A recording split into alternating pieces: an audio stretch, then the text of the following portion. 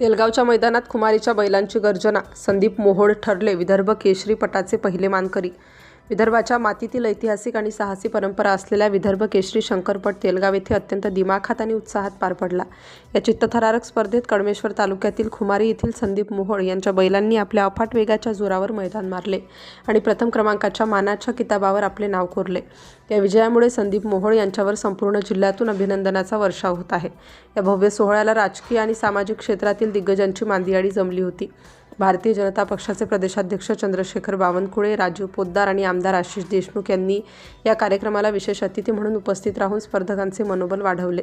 या मान्यवरांच्या हस्ते विजेत्यांचा गौरव करण्यात आला। ग्रामीण संस्कृतीचे जतन करणाऱ्या या खेळाला मिळालेला प्रतिसाद पाहून मान्यवरांनी आयोजकांचे तोंड भरून कौतुक केले।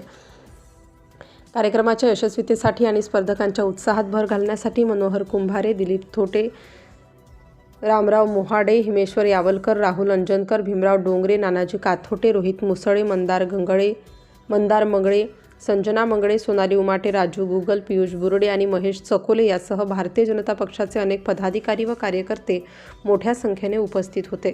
नागपूर जिल्ह्यातील कानाकोपऱ्यातून आलेल्या नागरिकांच्या अलोट गर्दीमुळे तेलगावचे मैदान फुल झाले होते। ढोलताशांच्या गजरात आणि प्रेक्षकांच्या जयघोषात हा सोहळा पार पडला। बैलांच्या या थरारक धावण्याने उपस्थितांच्या डोळ्यांचे पारणे फेडले। अतिशय शिस्तबद्ध आणि पारदर्शक पद्धतीने पार पडलेल्या या शंकरपटाने विदर्भाच्या वैभवशाली परंपरेची पुन्हा एकदा साक्ष दिली। सिटी इंडिया न्यूजसाठी विशेष प्रतिनिधी चंदू मडावी।